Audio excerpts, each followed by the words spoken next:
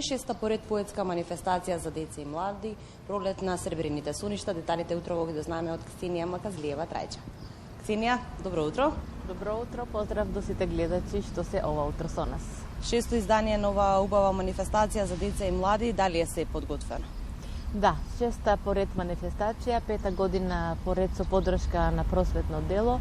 Се обидуваме оваа манифестација секоја година да биде подобра, со поубави содржини, да се вклучат што повеќе деца и наставници, и за среќа тоа ни успева.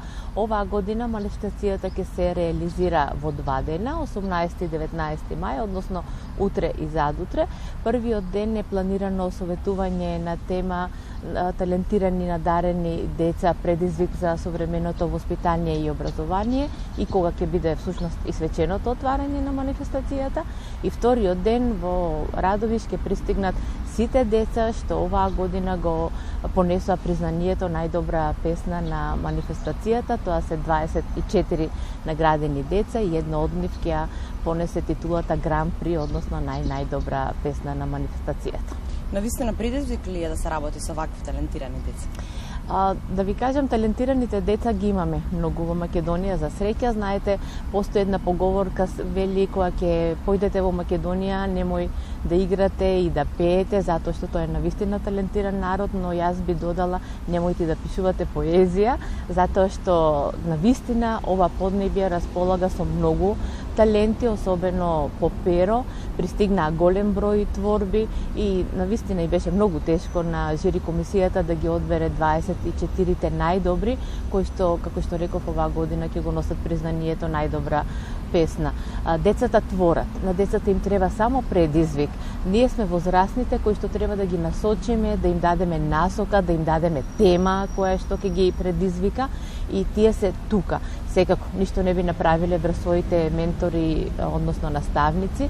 Затоа еве ова утро го користам да ги поздравам токму нив, наставниците кои што се посветуваат на талентираните деца, затоа што на секое дете му треба поддршка. Секое дете си има своји потреби, своји желби, своји видувања, меѓутоа наставникот со помош на родителот и со вакви манифестации кои што се организираат за деца се вистински ветер во грб за децата, за утре да бидат успешни во тоа што најмногу го сакаат. Дали тоа значи дека од година во година конкуренцијата е се поголема кај децата? Да, знаете, пандемијата малце ги успори децата, меѓутоа, иако манифестацијата 20 година се одржа онлайн, сепак имаше интерес. Значи, во оној мирен, да речеме, успеен период кој што го наметна пандемијата, децата пак твореа. Значи, инспирацијата не недостасуваше.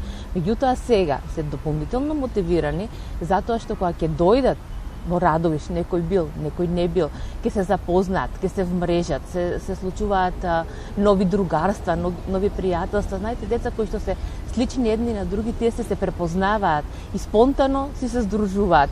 И тие пријателства траат. Некои од нив се често на манифестациите, се гледат и на една и на друга манифестација. Или лани биле победници и оваа година биле, затоа што талентот расте и се развива. Лани победиле, ќе се случи и оваа година да победат, па пак да се видат.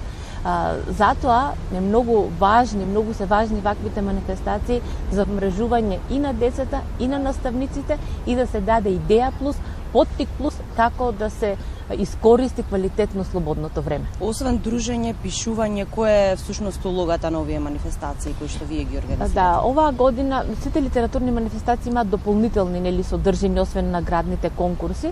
Оваа година пролет на сребрените соништа со поддршка на просветно дело се одлучијте да го реализира советувањето за надарени и талентирани деца, во кое што предавачи ќе бидат реномирани професори од областа на педагогијата. Тука е професор Снежана Мирасчиева од Факултетот за образовни науки при Универзитетот Гоце Делчев во Штип, заедно со нејзиниот колега Кирил Барвареев, и секако тука е почитуваната професорка Лена Дамовска, која што доаѓа од педагошкиот факултет при УКИМ во Скопје. Тоа се тројца професори кои што се навистина препознатливи во светот на образованието и воспитанието, и кои што навистина имаат што да кажат во однос како треба да постапуваме, како треба да им пристапиме, како треба да работиме со талентираните и надарени деца. Знаете како, тие деца кои што носат посебни надарености, тие деца кои што имаат посебни предиспозиции, тие деца се всушност иднината на нашето општество. Тие утре ќе бидат лидери, ќе бидат некаде во некоја институција или на некое место кое што ќе ги поставуваат нормите и стандардите на современото општество. И затоа можеби на нив треба да им посветиме посебно внимание за да им возможиме своите предиспозиции, своите таленти да ги реализираат на најдобар можен начин. Токму тоа е и целта на ова советување и она што пријатно ни изненади, има голем интерес, ни се пријавуваат наставници не само од Радовиш, туку и од околината, што на вистина не радува и можеби оваа тема во наредниот период ќе биде токму топ тема на која што и ние во просветно дело посебно ќе се посветиме и ќе организираме повеќе советувања на таа тема, се со една единствена цел, да се подаде рака и на наставникот и на детето во реализирањето на нивните соништа. Лесно ли е да се препознаат ваквите талентирани деца во училиштата? Тоа е сепак работа на наставникот и на стручните служби, нели, кои што работат во училиштата, и тоа треба да биде една од примерните цели што и е, нели. Овие манифестации токму тоа и го возможуваат. На децата им треба полигон, им треба место каде што ќе го покажат тоа што го знаат и умеат. Не е само јазичната надареност таа што децата ја поседуваат. Значи секој дете си има некаков свој талент и за среќа се реализираат многу надпревари, посебно во овој период и од книжевните, и од јазичните, и од општествените, и од природните науки, и децата учествуваат, се надпреваруваат. Тој надпреварувачки дух, нели, треба да се буди, но сепак најважно е за децата да знаат дека е важно да се учествува. Самото учество на било кој надпревар, сега зборуваме, нели, за литературен надпревар, е чекор напред за самото дете. Самиот обид да се напише нешто плюс, да се направи нешто надвор од редовниот воспитно-образовен процес е веќе чекор напред за самото дете кој што учествува. И токму затоа треба да се поттикнуваат што помасовно, што поголем број да учествуваат. Наградите на крај не се ни толку важни. Важно е учеството, но и кога ќе бидете наградени, кога ќе добиете признание за најдобра песна или прво место, второ, трето, не е важно, сепак тоа е стимул плюс. Така и сериозно во ова денешно време треба да ги отрнеме малку децата од сите тие мобилни уреди, да се посветат на науката, на образованието, на пишувањето и на читањето. Да, така, креативното творење е предизвик сам по себе, затоа што не тера сите нас кои што се занимаваме, да речеме, со пишување, и мали и големи, да размислуваме за светот околу нас. Значи да го наблюдуваме тоа што се случува околу нас, меѓутоа тоа што се случува и во нас.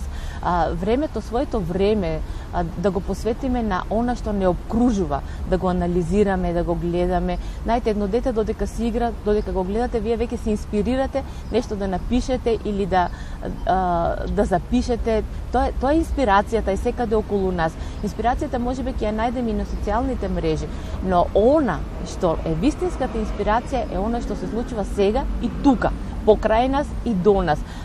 Да го наблюдуваме светот и што се случува и во нас. Знаете, емоциите се многу важна работа. Ние мора да работиме на нив. Мора емоцијата која ќе ја ставите на парче хартија, а мене секогаш ме коригираат по младите генерации, па ние се пишуваме и на таблетите и на телефоните, да, можете да ги користите за тоа, немаме ништо против, но сепак пенкалото, моливот и листот хартија се посебно доживување. Знаете како се вели, еден молив, едно пенкало, едно дете и еден наставник можат да го сменат светот.